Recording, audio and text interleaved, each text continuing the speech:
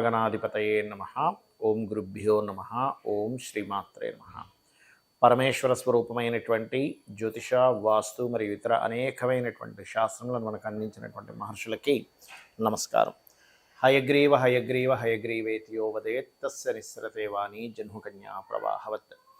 అరుణాం కరుణాతరంగితాక్షీం ధృతపాశాంకుశపుష్పబాణచాపాం అనిమాదిభిరావృతాం మయూకైః అహమిత్యేవ విభావయే భవానీం. శ్రీమాత్రే నమః.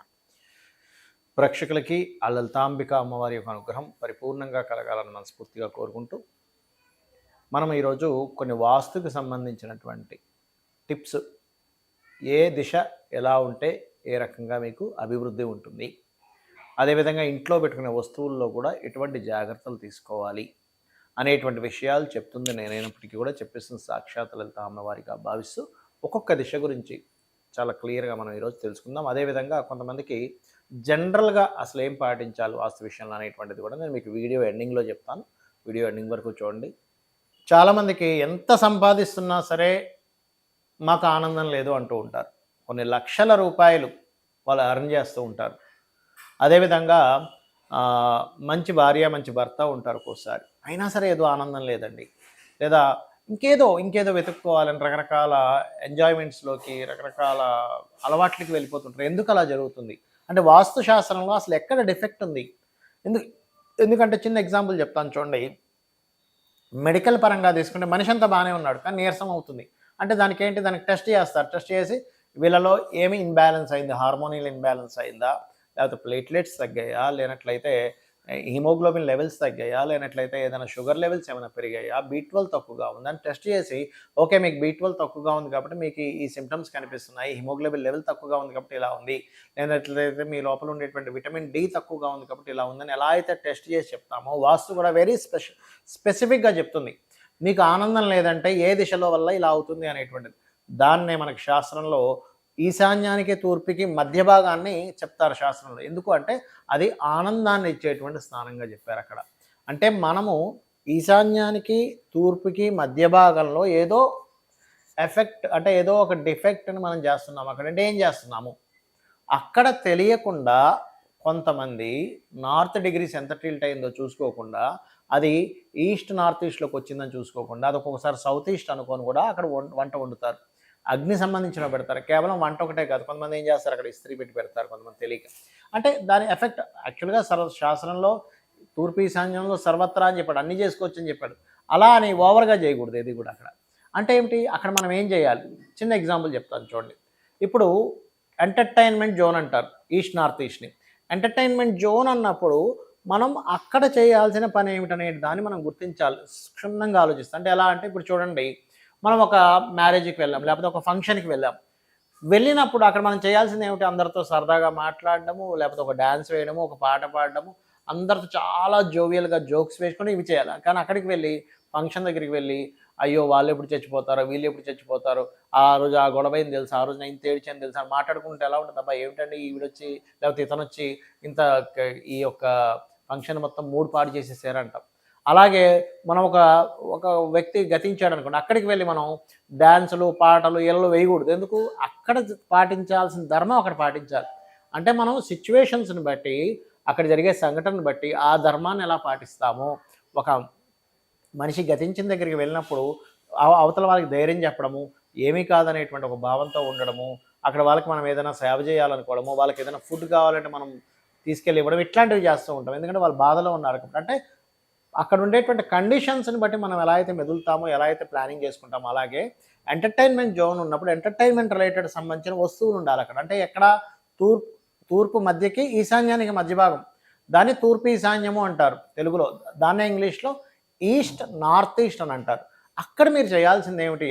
అక్కడ ఏం చేస్తే మీకు ఆనందం వస్తుంది, హ్యాపీనెస్ పెరుగుతుంది అంటే ఒకటే గుర్తుపెట్టుకోండి, అక్కడ హ్యాపీ మూమెంట్స్ని పెంపొందించేటువంటి వస్తువులు ఉండాలి.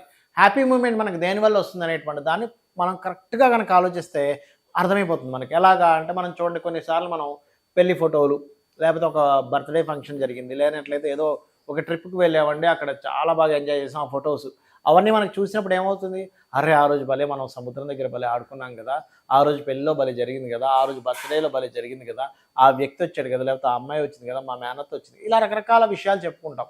అంటే ఏమిటి, హ్యాపీ మూమెంట్స్ అన్నిటినీ తీసుకెళ్ళి మీరు ఈస్ట్ నార్త్ ఈస్ట్లో పెట్టండి, ఫ్రేమ్స్ కట్టి పెట్టండి, అద్భుతంగా ఉంటుంది. ఇంకా హ్యాపీ మూమెంట్స్ ఏమి వేటి వల్ల వస్తుంది, ఒక మ్యూజిక్ వల్ల వస్తుంది. అంటే మీ ఆల్బమ్స్ ఉంటాయి, మీకు పలానా ఏఆర్ రెహమాన్ అంటే బాగా ఇష్టం, ఇళయరాజా అంటే బాగా ఇష్టం, లేనట్లయితే గజల్స్ ఇష్టము, షాయరీలు ఇష్టము, ఇట్లాంటివన్నీ కొంతమందికి ఉంటాయి, అక్కడ పెట్టుకోండి చక్కగా. అదేవిధంగా కొన్ని మ్యూజిక్ ఐటమ్స్ ఉంటాయి, కొంతమందికి వాయలిన్ ఇష్టం ఉంటుంది, గిటార్ ఇష్టం ఉంటుంది, వీణ ఇష్టం ఉంటుంది, ఇట్లా రకరకాల ఐటమ్స్ మీద బాగా ఇంట్రెస్ట్ ఉంటుంది, అట్లాంటి వస్తువులు అక్కడ పెట్టండి. అంటే ఏమిటి, మీకు హ్యాపీనెస్ ఇచ్చేటువంటి ఐటమ్స్ కనుక అక్కడ పెట్టినట్లయితే అక్కడ ఉండేటువంటి దేవతా స్వరూపం మీకు దాని ఎనర్జీని పెంచుతుంది. చాలామంది తెలియక ఏం చేస్తారు, ఈ హ్యాపీనెస్ని ఇచ్చేటువంటివన్నీ తీసుకెళ్ళి డిప్రెషన్ జోన్లోనో లేకపోతే వేస్టేజ్ జోన్లోనూ తీసుకెళ్ళి పెడతారు. తెలియక చేస్తారు, తెలిసి చేస్తారని కాదు. ఎప్పుడైతే మీకు హ్యాపీనెస్ ఇచ్చేదాన్ని వేస్టేజ్ జోన్లో పెట్టామో ఏమైపోతుంది, అబ్బాయి ఈ సంసారం అంతా వేస్ట్ అంటే ఒక ఫ్యామిలీ ఫోటోని తీసుకెళ్ళి, హ్యాపీ మూమెంట్ ఉన్న ఫోటోని తీసుకెళ్ళి వేస్టేజ్ జోన్లో పెట్టారు. అప్పుడు ఏమవుతుంది, మీకు అబ్బాయి ఈ సంసారం వేస్ట్, ఏంటో ఫ్యామిలీ మెంబర్స్ వేస్ట్ అని ఫీలింగ్ వస్తుంది. లేదా డిప్రెషన్ జోన్లో పెట్టారు, అప్పుడు ఏమవుతుంది అంటే అబ్బాయి ఏంటో వీళ్ళతో ఎంతసేపు, వీళ్ళందరితో నాకు గొడవే అయిపోతుంది, నాకు ఎంతసేపు వీళ్ళతో నేను డిప్రెషన్ ఉంది, నాకు దూరంగా వెళ్ళిపోవాలనిపిస్తుంది, ఈ ఫీలింగ్స్ కలుగుతాయి. ఎందుకు అంటే ఇందాక నేను చెప్పిన ఉదాహరణలో మనం ఒక ఫంక్షన్కి వెళ్ళి అలాంటి మాటలు మాట్లాడినప్పుడు అక్కడ ఉండే వాళ్ళకి ఏమనిపిస్తుంది, అబ్బాయి ఏమిటండి వీడు వచ్చి ఇలా మాట్లాడుతుంది, లేకపోతే ఈయన వచ్చి ఇలా మాట్లాడుతున్నాడు ఏంటి, ఇక్కడ ఉన్న మూమెంట్, ఇక్కడ ఉన్న కండిషన్ ఏంటి, వీళ్ళు చేస్తున్న పని ఏంటి అని ఎలా అనిపిస్తుందో సేమ్ యాజ్ ఇట్ ఈజ్ మీ ఇంట్లో ప్రతి వస్తువు కూడా దాని యొక్క ప్రభావాన్ని అదే రకంగా చూపిస్తుంది. ఇది గుర్తుపెట్టుకోండి. కాబట్టి హ్యాపీ మూమెంట్ని కలిగించేటువంటి వస్తువుల్ని మీరు తూర్పు ఈశాన్యంలో పెట్టుకోవాలి, ఇది గుర్తుపెట్టుకోండి. మరి ఓన్లీ తూర్పు ఈశాన్యంలో పెట్టుకోవాలి, ఇంకెక్కడైనా పెట్టుకోవచ్చా అంటే తూర్పు ఈశాన్యం నుంచి మీకు తూర్పు మధ్యలో పెట్టుకోవచ్చు, తూర్పు ఆగ్నేయంలో పెట్టుకోవచ్చు, కొంచెం అటు జరగవచ్చు, కానీ ఉత్తరం వైపు రాకూడదు.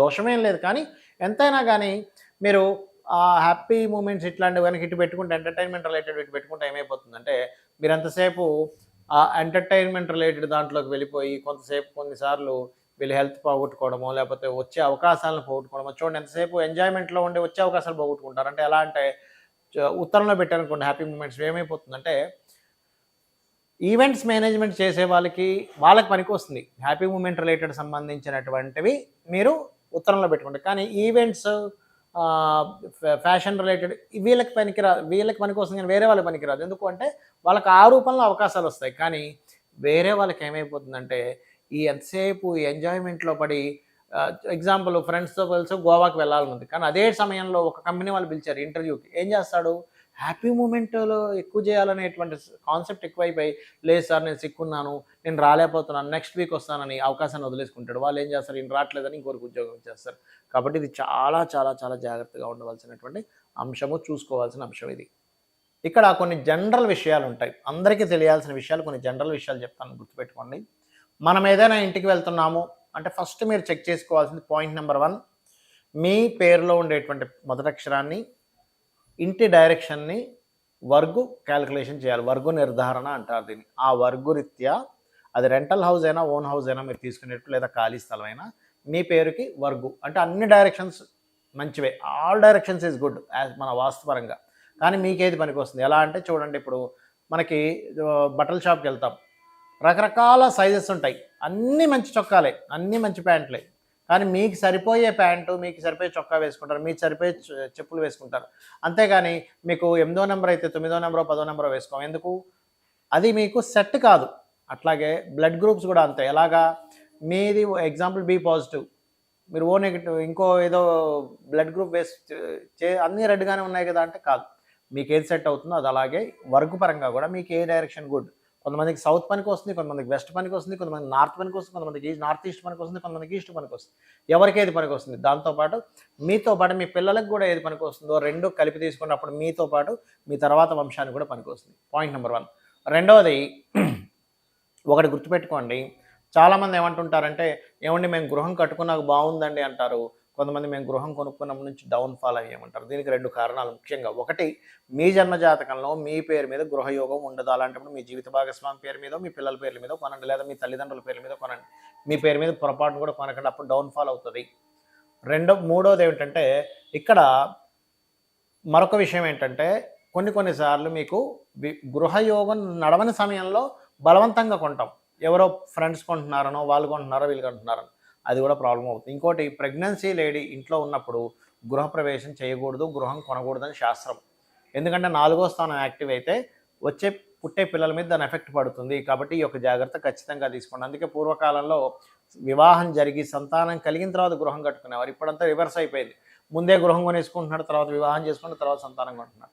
అంటే ఇక్కడ ఏంటి, ప్రెగ్నెన్సీతో ఉన్నప్పుడు మాత్రం పొరపాటును కూడా కొనకండి, గృహప్రవేశాలు చేయకండి, గృహ ఆరంభాలు చేయకండి దయచేసి.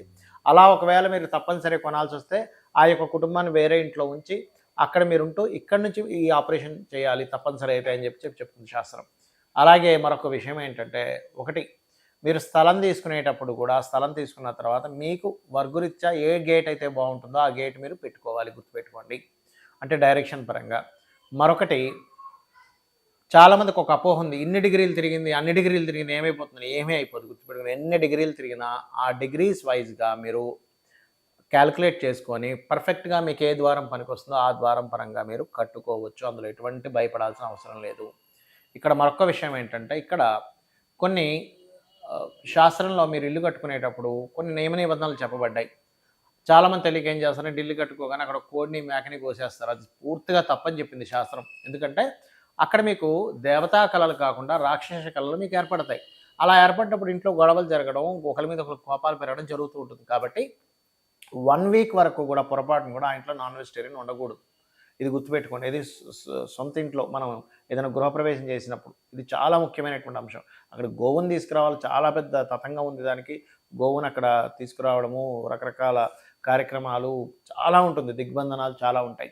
అలాగే మరొక విషయం ఏంటంటే, ఇక్కడ మరి కట్టిన గృహం అపార్ట్మెంట్స్ కొనుక్కుంటున్నాం అప్పుడు ఎలాగా అంటే ఒకటే గుర్తుపెట్టుకోండి, మీరు ఏ గృహం కొనుక్కున్నా మీరు ఒకటే, మీ పేరులో వర్గు సెట్ అయిందా ఇంట్లో, ముఖ్యంగా ఈ బాత్రూమ్స్ లెట్రిన్స్ కట్టుకునేటువంటి విషయంలో తప్పుగా ఎక్కడైనా పెట్టుకుంటున్నామా దాన్ని మీరు ఏమి కూల్చేయాల్సిన అవసరం ఉండదు. చిన్న చిన్న రెమెడీస్తో దాన్ని సెట్ చేసుకోవచ్చు. అదేవిధంగా ఇంట్లో కలర్స్ మీద కూడా దీని ప్రభావం ఉంటుంది, ఇంట్లో చేసే యాక్టివిటీస్ మీద కూడా దీని ప్రభావం ఉంటుంది, ఏ వస్తువు ఎక్కడ పెట్టాలనే దాని మీద కూడా ప్రభావం ఉంటుంది. ఎలా అంటే ఇప్పుడు చూడండి, ఇయర్ ఫోన్ ఉంది, ఇయర్ ఫోన్ చెవులో పెట్టుకుంటే వినిపిస్తుంది కానీ జేబులో పెట్టుకుంటే వినపడదు. ఎందుకు?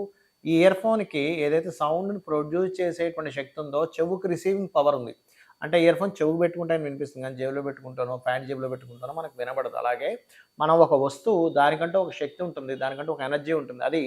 దాన్ని మనం ఎక్కడైతే పెడతామో అక్కడ దాని ఎనర్జీని ఫామ్ చేసినప్పుడు ఇంట్లో ఆ యొక్క శక్తి ఉత్పన్నం అవుతుంది. అది మీరు నెగిటివ్గా ఫామ్ చేస్తున్నారా, పాజిటివ్గా ఫామ్ చేస్తున్నారా అనే దాని మీద, మీరు వేసే కలర్స్, మీరు పెట్టేటువంటి వస్తువుల మీద ఆధారపడి ఉంటుంది. ఇది గుర్తుపెట్టుకోండి. అలాగే ఇంకొక విషయం ఏంటంటే, చాలామంది తెలియక 2-3 గృహాలు ఉంటాయి, అది ఎవరికి రెంట్కి ఇవ్వరు, అలా వదిలేస్తూ ఉంటారు. అలాంటప్పుడు కూడా అది కూడా దోషం. మీరు ఉంటే మీరు ఉండండి, లేకపోతే రెంట్కి ఇవ్వండి. కానీ అమ్మో నాకు ఆ ఇల్లు అంటే చాలా ఇష్టం అండి, ఎవరికి రెంట్కి ఇవ్వనండి, నా ఇంట్లో దీపం పెట్టకుండా ధూపం వేయకుండా ఉంటారు, అది చాలా పెద్ద దోషం. ఆ ఇంటికి ఒక దేవత ఉంటుంది, వాస్తు పురుషుడు ఉంటారు, సకల దేవతలు ఉంటారు. మీరు ఆ గృహం నిర్మాణం ప్రారంభించినప్పటి నుంచి ఆ దేవత ఎనర్జీ ఫామ్ అవ్వడం స్టార్ట్ అవుతుంది. ఇది గుర్తుపెట్టుకోండి. అలాగే మరొక్క విషయం ఏంటంటే, ఇక్కడ గుర్తుపెట్టుకోవాల్సిన అంశము బాగా గుర్తుపెట్టుకోండి. ఇక్కడ మీరు ఇంటి యొక్క విషయంలో కొన్నిసార్లు ఏమవుతుంటుందంటే, ఊరుకు వెళ్ళినప్పుడు కూడా ఇంట్లో మనం దీపం పెట్టము, లేదా ఒక్కొక్కసారి శివలింగాలు అలాగే వదిలేసి వెళ్ళిపోతుంటారు. శివలింగం ఉంటుంది, దాన్ని నీళ్ళల్లో పెట్టి వెళ్ళాలి. ఒకవేళ ఇంట్లో మేరు ఉంది, పూర్తిగా కుంకుమలో పెట్టి వెళ్ళాలి. ఇది గుర్తుపెట్టుకోండి. ముఖ్యంగా ఇట్లాంటివి చాలా ముఖ్యమైనటువంటి అంశాలు. అందుకే చూడండి, మనం ఏదైనా ఊరికి వెళ్ళి ఒక వారం రోజుల్లో వెళ్ళి వచ్చినప్పుడు ఇంట్లో ఏదో సంథింగ్ నెగిటివ్ ఎనర్జీ ఉన్నట్టు ఉంటుంది. మనం తుడిచి చక్కగా క్లీన్ చేసుకొని మళ్ళీ దీపం పెట్టేదాకా పాజిటివ్ ఎనర్జీ రాదు. అంటే ఏమిటి, ఎక్కడైనా మనం ఏదైనా కొన్ని రోజులు వదిలేస్తే అక్కడ ప్రేత సంబంధించినటువంటి ఎనర్జీస్ వస్తుంటాయి. ఇది చాలా ముఖ్యమైనటువంటి అంశం. మన కంటికి కనబడినంత మాత్రాన నెగిటివ్ ఎనర్జీ లేదని కాదు. నెగిటివ్ ఎనర్జీ రకరకాల రూపంలో ఉంటుంది. పాజిటివ్ ఎనర్జీ భగవత్ స్వరూపం రూపంలో ఎలా ఉంటుందో నెగిటివ్ ఎనర్జీ కూడా ఉంటుంది. దాని మీద మనం అర్థం చేసుకోవాలి. ఈ రకంగా మీరు వాస్తు అంటే ఏదో కూలగొట్టేసేయాలి, విరగొట్టేసేయాలి అనేటువంటి కాన్సెప్ట్లో కాకుండా చాలా చక్కగా అంటే వస్తువులను ఎక్కడెక్కడ పెట్టుకోవాలి, కలర్స్ ఏం వేసుకోవాలి, ఇంట్లో ఎలా వెళ్తురు రావాలి గుర్తుపెట్టుకోండి. ఇంకొక ఆఖరి విషయం ఒకటి చెప్పి నేను మీకు ముగిస్తాను. నైరుతి గది ఎప్పుడూ కూడా ఎక్కువ వెళ్తురుండేలా చూసుకోకండి. నైరుతి గది చాలా తక్కువగా ఉండాలి. ఈశాన్యము, ఉత్తరము, ఆగ్నేయము ఇవన్నీ కూడా ఎక్కువ వెళ్తురుండాలి. నైరుతి గదిలో ఒకప్పుడు మనకి పూర్వం నైరుతికి ఒక చీకటి గది కట్టేవారు. ఎందుకంటే నైరుతి ఎంత చీకటి గదిగా ఉంటే అంత ఎనర్జీ బాగుంటుంది. ఇప్పుడు చిన్న ఎగ్జాంపుల్ చెప్తాను చూడండి. ఇప్పుడు మన బాడీ ఉంది, మన బాడీలో ఎక్కువ లైటింగ్ కళ్ళకి చూడం, ఎందుకు? ఎక్కువ లైటింగ్ కళ్ళకి పెడితే ముందు కళ్ళు ఎఫెక్ట్ అవుతాయండి అంటాం. ఏమైందండి? అంటే కాదు. ఎందుకు? ఈ కళ్ళు సెన్సిటివ్. అట్లాగే అక్కడ పితృదేవతా స్వరూపాలు ఉంటాయి నైరుతిలో. అక్కడ ఎక్కువ వెలుతురు ఉండకూడదు. ఈశాన్యంలో దేవతా స్వరూపాలు ఉంటాయి జ్ఞానాన్ని ఇచ్చేటువంటివి. అక్కడ ఎక్కువ వెలుతురు ఉండాలి. సో, ఇది వాస్తుశాస్త్రంలో చాలా స్పష్టంగా, క్షుణ్ణంగా చెప్పినటువంటి అంశాలు. ఇవి పాటించి మీ యొక్క జీవితాన్ని ఆనందమయం చేసుకుంటారని, ఆ యొక్క అమ్మవారి యొక్క అనుగ్రహాన్ని మీరు పరిపూర్ణంగా పొందాలని, పొందుతారని మనస్ఫూర్తిగా కోరుకుంటూ శ్రీమాత్రే నమః.